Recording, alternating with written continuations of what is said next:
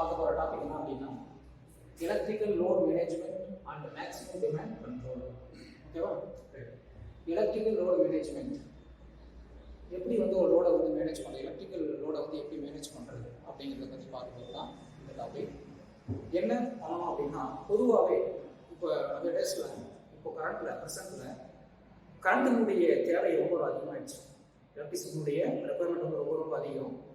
ஆனால் அதுக்கு உண்டான பவர் பிளானுடைய கெப்பாசிட்டி அந்த அளவுக்கு இருக்கா அப்படின்னா கிடையாது. என்னாச்சு, ஷார்டேஜாக வந்து நம்மளுடைய தேவை, கரண்ட்டுடைய தேவை அதிகரிக்குது, அங்கே உற்பத்தி ஆகக்கூடிய கரண்ட்டுடைய அளவு குறைவாக இருக்குது. அப்போ என்ன பண்ணலாம், ஒன்று பவர் பிளான்ட்டுடைய கெப்பாசிட்டி இன்க்ரீஸ் பண்ணணும் இல்லையா, அல்லது நிறைய பவர் பிளான்ட்டை வந்து நம்ம இன்ஸ்டால் பண்ணணும். ஓகேவா? அப்படி பண்ணுறது வாய்ப்புகள் இருக்கா அப்படின்னா ரொம்ப கம்மி. பவருடைய கெப்பாசிட்டி வந்து இம்ப்ரூவ் பண்ணுறது அப்படிங்கிறது, இன்க்ரீஸ் பண்ணுறது அப்படிங்கிறது கண்டிப்பாக டைம் வந்து லாங் டைம் எடுத்துக்கொள்ள வேண்டியிருக்கும். அதே சமயத்தில் காஸ்ட் அதிகமாக இருக்கும். ஸோ என்ன பண்ணால் நம்மளுக்கு வந்து கரெக்டான எலக்ட்ரிசிட்டியை வந்து நம்மளால் கரெக்டாக யூட்டிலைஸ் பண்ண முடியும் அப்படின்னா, அங்கே தான் வந்து பார்த்தீங்கன்னா இந்த மேனேஜ்மெண்ட், லோட் மேனேஜ்மெண்ட்டுடைய ரோல் வந்து தேவைப்படுது. என்ன பண்ணுறாங்க, மேனேஜ்மெண்ட்டுடைய ரோல் என்ன, அது என்ன தான் பண்ணுறாங்க அப்படின்னா, நம்மளுக்கு இந்த டிமாண்டு தான். இப்போ எலக்ட்ரிசிட்டியுடைய அளவு வந்து அதிகமாக தேவைப்படுது, ஆனால் பிளான்ட்டுடைய கெப்பாசிட்டி குறைவாக இருக்கிற பொழுது கரெக்டாக லோடை வந்து ப்ராப்பராக யூஸ் பண்ணுறது. கண்ணாதான் லோடை வந்து நம்ம வந்து கனெக்ட் பண்ணி எலக்ட்ரிசிட்டி வந்து எடுத்துக்கிட்டு வேஸ்ட் பண்ணுறதுக்கு பதிலாக பிளான் பண்ணி இந்த லோடு இந்த டைமில் வந்து இயக்குனா நம்மளுக்கு வந்து கரெக்டாக இருக்கும், நம்மளுடைய தேவையும் பூர்த்தியாகும். அதே சமயத்தில் பவர் பிளான்ட்டுடைய டிமாண்ட் நம்மளுக்கு வந்து டிமாண்ட் நம்மளுக்கு வந்து குறையும். அப்படிங்கிறத கரெக்டாக பிளான் பண்ணி ஸோ லோடை வந்து ப்ராப்பராக நம்ம யூஸ் பண்ணுறது ஒன்று. ரெண்டாவது, பிளான்ட்டுடைய கெப்பாசிட்டி இவ்வளவுதான், இத்தனை எம்ஏ, இத்தனை கேபிடபிள்யூ, இத்தனை மெகாவாட் தான் உற்பத்தி ஆகுது அவருடைய பவர் அப்படி அப்படின்னா அந்த பவரை ப்ராப்பராக யூட்டிலைஸ் பண்ணுறது.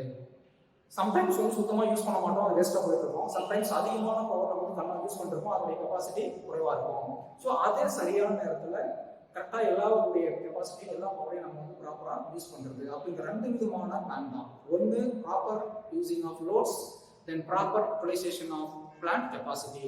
ஸோ இது ரெண்டையும் நம்ம வந்து கரெக்டாக பிளான் பண்ணோம் அப்படின்னா அதுதான் என்னது, எலக்ட்ரிக்கல் லோட் மேனேஜ்மெண்ட், லோடை வந்து மேனேஜ் பண்ணுறது. Right. Maximum demand control. Maximum டிமாண்ட்னா என்னது, அதிகபட்ச தேவை, நம்மளுடைய தேவை வந்து ரொம்ப அதிகமாக இருக்குது, அதை கண்ட்ரோல் பண்ணணும். ஒரு பர்டிகுலர் டைமில் வந்து அதிகமான லோடு பவர் தேவைப்படுது அப்படின்னா பிளான்ட் சப்ளை பண்ண முடியல அப்படின்னா என்ன ஆகும், நம்மளுக்கு கண்டிப்பாக பிளான்ட் வந்து அஃபெக்ட் ஆகும், நம்ம டிரான்ஸ்ஃபார்மர் வந்து அஃபெக்ட் ஆகும் நம்மளுக்கு, அல்லது நம்ம லோடு வந்து பாதிக்கப்படும். ஸோ இந்த பிரச்சனைலாம் நம்ம வந்து அவாய்ட் பண்ணோம் அப்படின்னா அந்த மேக்ஸிமம் டிமாண்டை நம்ம கண்ட்ரோல் பண்ணணும். அதை எப்படி நம்ம வந்து ஸ்டெப் பை ஸ்டெப்பாக கண்ட்ரோல் பண்ணுறோம். How to control the maximum demand அப்படின்னு பார்த்தீங்கன்னா, ஒன்று,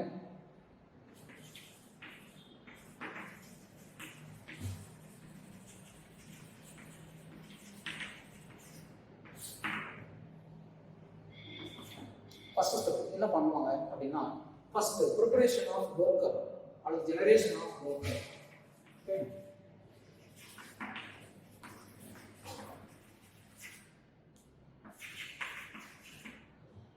Then second one is, first one is generation of worker வந்து உற்பத்தி பண்றது, ஐ மீன் டிரா பண்ணிக்கிறது. And then rescheduling.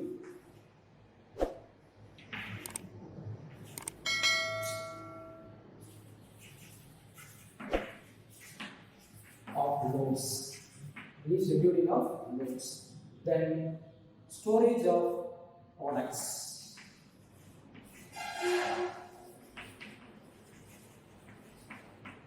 then fourth one is disconnection of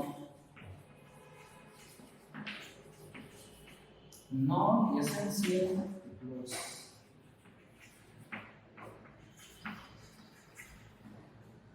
And then fifth one is, and then fifth one என்னன்னு பார்த்தீங்க அப்படின்னா power factor.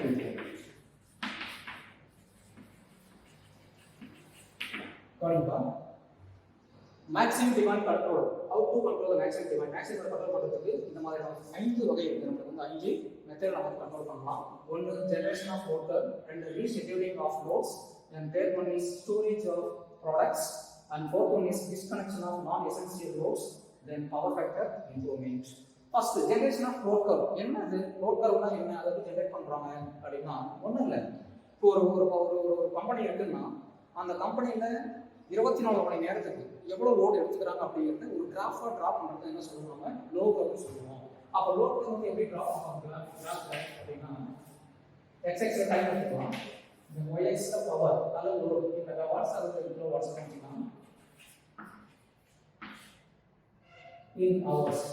Okay, right. First midnight ஒரு 12 மணி, அப்புறம் 2 4 6 8 10 இப்படி ஒன் டே ஃபுல்லா அடுத்த நாள் மிட்நைட் வரைக்கும் இந்த ஒவ்வொரு நேரத்திலையும் எவ்வளவு பவர் வந்து அவங்க கன்சியூம் பண்றோம் எடுத்துக்கிறோம் அப்படிங்கிறத ஒரு கிராஃபை நாங்கள் வந்து வரைகிறோம். இப்போ 12 மணிக்கு கம்மியான பவர் 1 மணிக்கு அதை குறையும் வச்சுக்கோங்க. 6 மணிக்கு இன்க்ரீஸ் ஆகும், 6 மணிக்கு அதை இன்க்ரீஸ் ஆகும், மறுபடியும் காலையில் 8 மணிக்கு இன்க்ரீஸ் ஆகும், 10 மணிக்கு லைட்டாக இன்க்ரீஸ் ஆகலாம். அப்படி இந்த மாதிரி ஒவ்வொருடைய பவர் அப்படியே கண்டிப்பாக ஈவினிங் வந்து 6 மணிக்கு வந்து என்ன ஆகுது ரொம்ப அதிக வீட்டில் போயிட்டு இருக்கும். இந்த மாதிரி பவருடைய ஒவ்வொரு நேரத்திற்கும் எவ்வளவு லோடு வந்து நம்ம வந்து கன்சியூம் பண்ணுறோம், எவ்வளோ லோடு எடுத்துக்கிறோம் அப்படிங்கிறத ஒரு கிராஃபாக வரைஞ்சிட்டோம் அப்படின்னா அது என்ன சொல்றாங்க லோட் கர்வ் சொல்கிறோம். இப்படி வரையணும் அப்படின்னா நமக்கு பெனிஃபிட் இருக்கு. எந்த நேரத்தில் நம்ம அதிகமாக லோடு வந்து எடுத்துக்கிறோம், எப்படி அதை நம்ம வந்து குறைச்சி இந்த டைம் வந்து எல்லா மிஷினாக தான் இருக்கும் இல்லையா, எல்லா லைட்டிங் ஆன் இருக்கும், எல்லா ஃபேனும் ஆன் இருக்கும். அப்போ என்ன வந்துருக்கு ஸோ எல்லாமே ஆன் இருக்கு, எல்லா லோடும் ஆன் இருக்கு. இப்போ தேவைப்படக்கூடிய பவருடைய அளவு அதிகமாக இருக்கும் ரைட்டா. அப்போ அதை இந்த மாதிரி எப்படி கண்ட்ரோல் பண்ணி அந்த டிமாண்ட் வந்து குறைக்கிறது, தேவைப்படக்கூடிய அதிக பவர் அளவு எப்படி குறைக்கிறது அப்படிங்கிற பிளான் பண்ணிக்கிறதுக்கு இந்த கர்வ் நமக்கு ரொம்ப சப்போர்ட் பண்ணி யூஸாக இருக்கும். Next rescheduling of loads. என்னது லோடை வந்து எல்லாத்தையுமே எல்லா டைமும் சும்மா இருக்கிறதுக்கு பதிலாக தேவைப்படக்கூடிய ஒரு மிஷினை இந்த டைம்ல யூஸ் பண்ணோம் அப்படின்னா இந்த டைம்ல ரன் பண்ணோம் அப்படின்னா நம்மளுக்கு கரெக்டாக இருக்கும். ஒன்றும் நம்மளுக்கு வந்து ப்ராடக்ஷன் உற்பத்தி பண்ணக்கூடிய ப்ரொடக்ஷனும் பாதிக்காது, ஸோ பவர் கன்சம்ஷனும் குறையும் அப்படின்ட்டு கரெக்டாக பிளான் பண்ணி குறிப்பிட்ட லோடை அந்தந்த நேரத்தை வந்து இயக்கிட்டோம் அப்படின்னா கண்டிப்பாக மேக்ஸிமம் டிமாண்டினுடைய அளவு குறையும், ரைட், கண்ட்ரோல் பண்ணிக்கலாம். அடுத்தது ஸ்டோரேஜ் ஆஃப் ப்ராடக்ட்ஸ். இதில் என்ன சொல்ல வராங்க, ஒரு கம்பெனியில் வந்து ப்ரொடக்ஷன் வந்து ஒரு பர்டிகுலர் ப்ராடக்ட் உற்பத்தி பண்ணுறோம் அப்படின்னா அந்த ப்ராடக்ட் பீக் லோடு, இப்போ இது பார்த்தீங்கன்னா இந்த டைம் வந்து பீக் லோடு அதிகமான பவர் தேவைப்படுற டைம் பீக் லோடு சொல்லுவோம் இல்லையா. அந்த நேரத்தை தவிர்த்து மற்ற பார்த்தீங்கன்னா இந்த நேரத்தை பாருங்க ரொம்ப பவர் எடுக்க ரொம்ப கம்மியாக இருக்கு. ஸோ இந்த டைம்ல பொருட்களை வந்து உற்பத்தி பண்ணி ஸ்டோர் பண்ணி வச்சுக்கிறோம் அப்படின்னா இந்த நேரத்தில் அதிகமான மிஷினை இயக்கி பவருடைய அளவு தேவைப்படக்கூடிய அவசியம் தேவையில்லை, குறைச்சிக்கலாம். அப்போ ப்ராடக்ட்ஸை வந்து நம்ம என்ன பண்ணிக்கலாம், பீக் லோடு இல்லாத நேரத்தில் மற்ற நேரத்தில் வந்து கம்பெனியை ரன் பண்ணி மிஷினை ரன் பண்ணி அந்த ப்ராடக்ட்ஸை வந்து ஸ்டோர் பண்ணி வச்சுக்கிட்டோம் அப்படின்னா நம்மளுக்கு மேக்ஸிமம் நம்மளுடைய அளவு என்ன ஆகும் குறையும். Next disconnection of non essential loads. அத்தியாவசியம் இல்லாத லோட்ஸ் வந்து டிஸ்கனெக்ட் பண்ணிடணும். சும்மா வெறுமனே வந்து ரன் ஆகிடக்கூடாது. இப்போ நம்ம ஒன்றும் இல்லை வீட்லேயே பார்த்தீங்கன்னா சும்மா தேவையில்லாமல் ஃபேன் ஓடிட்டு இருக்கோம், தேவையில்லாமல் டிவி ஓடிட்டு இருக்கோம், நம்ம பாட்டு நம்ம போயிட்டு இருக்கோம் வந்துட்டு இருக்கோம், வெளியே தான் இருக்கும் ஆனால் ஃபேன் ரன் ஆகிட்டு இருக்கும். ஸோ அதெல்லாம் தேவையில்லாத லோடு. அதுபோல் ஒரு இண்டஸ்ட்ரியில் அந்த இடத்துல கண்டிப்பாக ஆஃப் பண்ணால் ஒன்றும் பிரச்சனை கிடையாது அப்படின்னா அந்த பர்டிகுலரோட என்ன பண்ணிக்கணும் ஆஃப் பண்ணிடணும், ரைட். அடுத்தது power factor improvement.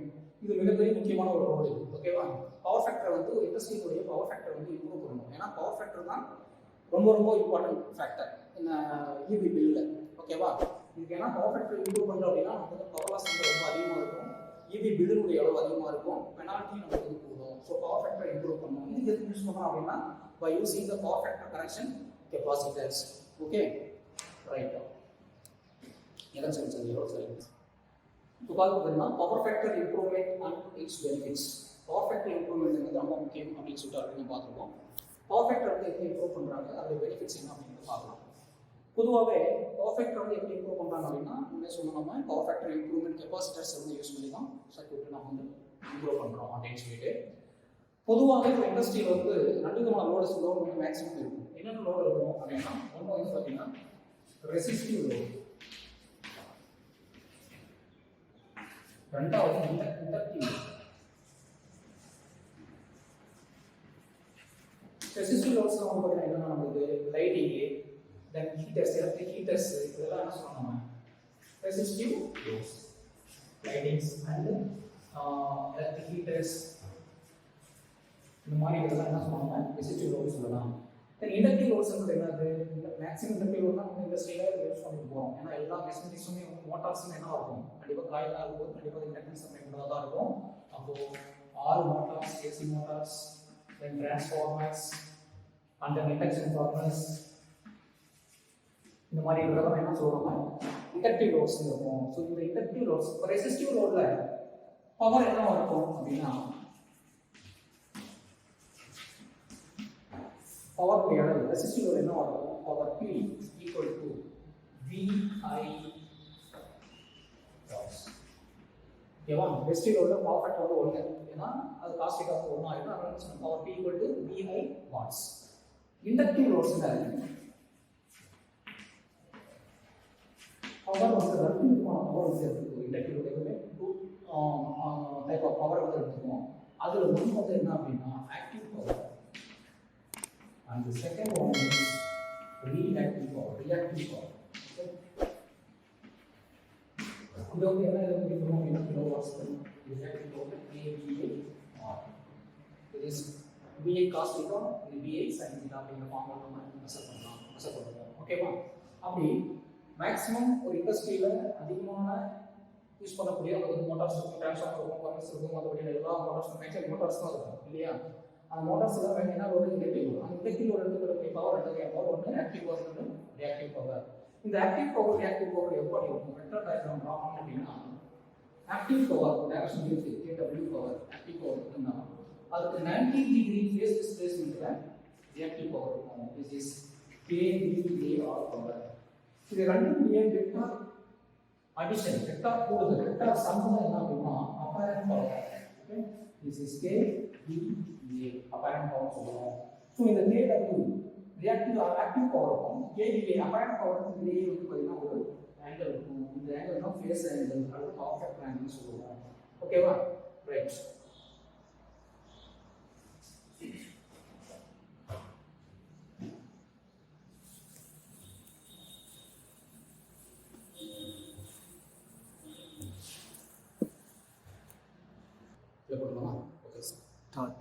KW பவருக்கும் KVA பவருக்கும் இடையே உள்ள ஆங்கிள் என்னது? ஃபேஸ் ஆங்கிள் அல்லது பவர் ஃபேக்டர் ஆங்கிள். அப்போ பவர் ஃபேக்டர் அப்படிங்கிறது என்ன அப்படின்னா cos θ அப்படிங்கிற இதில் எழுதுவோம். So that is equal to KW by KVA. அப்போ பவர் ஃபேக்டர் என்னது? the ratio of real power to apparent power. Okay, அப்போ KW பவருக்கும் KVA பவருக்கும் இடையே உள்ள விகிதம் தான் என்னது? Power factor. அதனால cos θ அப்படின்னு சொல்றோம். ஓகேவா? ரைட். இப்போ பாருங்க, நல்லா கவனிங்க.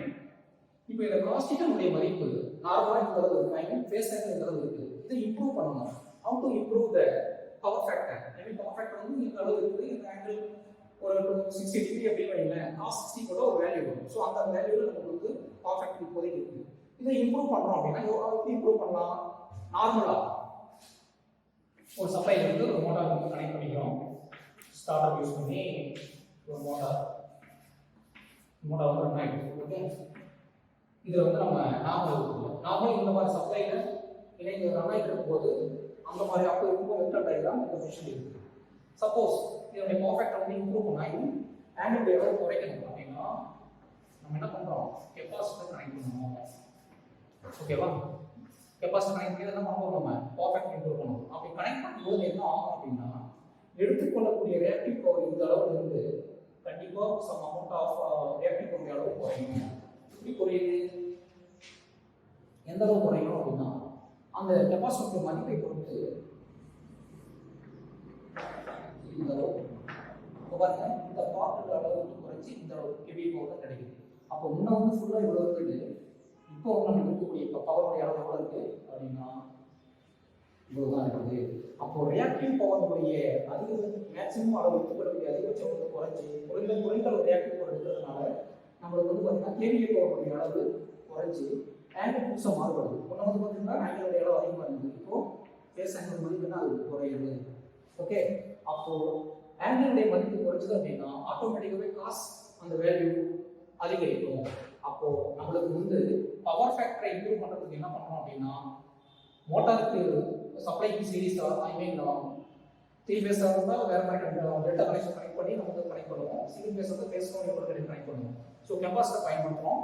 அப்படி பயன்படுத்தும் போது எடுத்துக்கொள்ளக்கூடிய கேவிஏ பவருடைய அளவு குறையுது, அதனால ஃபேஸினுடைய அளவு குறையுது, அதனால பவர் ஃபேக்டர் உங்களுக்கு இம்ப்ரூவ் ஆகுது. ஓகேவா? ரைட். இப்படி பவர் ஃபேக்டர் இம்ப்ரூவ் ஆகுது என்ன பெனிஃபிட்ஸ் அப்படின்னா எடுத்துக்கொள்ளக்கூடிய கேவிஏ டிமாண்ட் சார்ஜ் கேவிஏனுடைய சார்ஜுடைய அளவு கேவிஏ ஒரு அளவு குறையும். இந்த அளவு 2 அதிகமாக இருக்குது, 2 அளவு குறையுது.